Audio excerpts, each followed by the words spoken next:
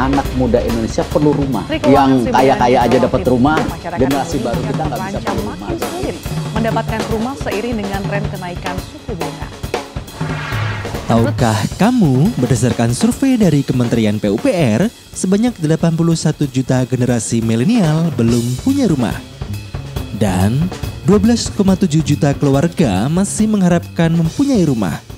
Kondisi ini terjadi karena beberapa faktor, mulai dari belum mampu secara finansial, belum menemukan rumah yang tepat, belum mampu membayar cicilan KPR, masih ada cicilan yang lain, belum terpikirkan untuk memiliki rumah, dan faktor utama yaitu gaya hidup sehari-hari yang cenderung konsumtif. Apakah benar seperti itu? Mari kita bedah di Karavan Properti.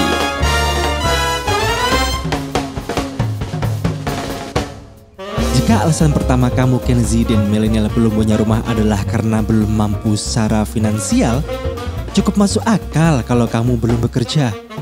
Cukup masuk akal jika kamu bekerja sambil berusaha keras menyelesaikan studi. Cukup masuk akal jika kamu baru mulai bekerja dan belajar survive di dalamnya.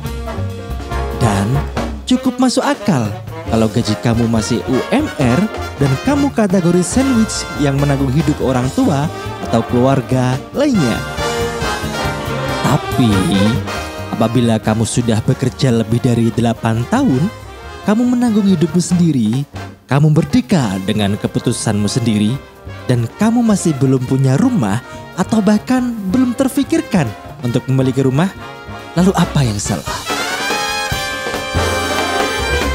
Pada dasarnya, tidak ada yang salah dengan setiap pilihan yang kita putuskan. Hanya saja, terkadang kita tidak tahu apa yang kita mau.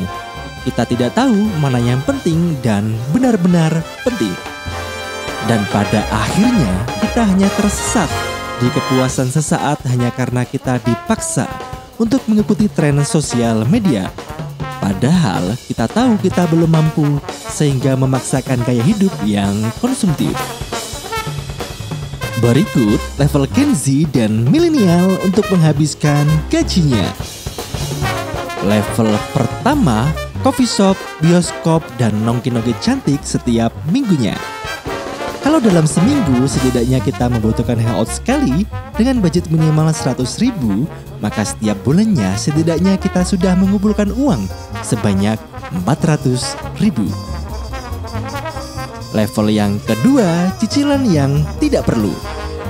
Seringkali untuk dapat diterima di kelompok tertentu atau kita merasa bisa diterima di kelompok tertentu, kita memaksakan diri untuk menjadi mereka dengan membawa apa yang mereka bawa dan memakai apa yang mereka pakai. Seperti HP, laptop, sampai jam tangan harus Apple. Memakai baju, tas, dan hiasan yang lainnya harus yang bermerek. Yang terkadang untuk mendapatkan produk atau barang tersebut, kita harus membayar dengan cara dicicil setiap bulannya. Dan uniknya adalah kita Gen Z dan milenial selalu berdalih sebagai self-reward setiap kali proses untuk mendapatkan barang-barang tersebut.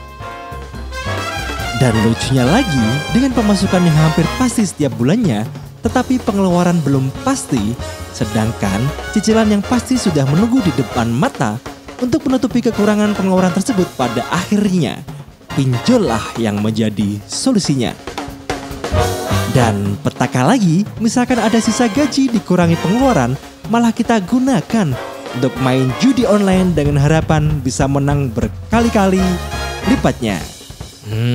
Jangan ya dek ya. Level ketiga, cicilan mobil. Bukan rahasia lagi kalau kebanyakan dari Gen Z dan milenial lebih mementingkan memiliki mobil daripada memiliki rumah. Tidak ada yang salah dengan pilihan ini. Jika kamu masih hidup sendiri, bertanggung jawab untuk dirimu sendiri, dan masih berproses mencari bentuk dirimu seutuhnya.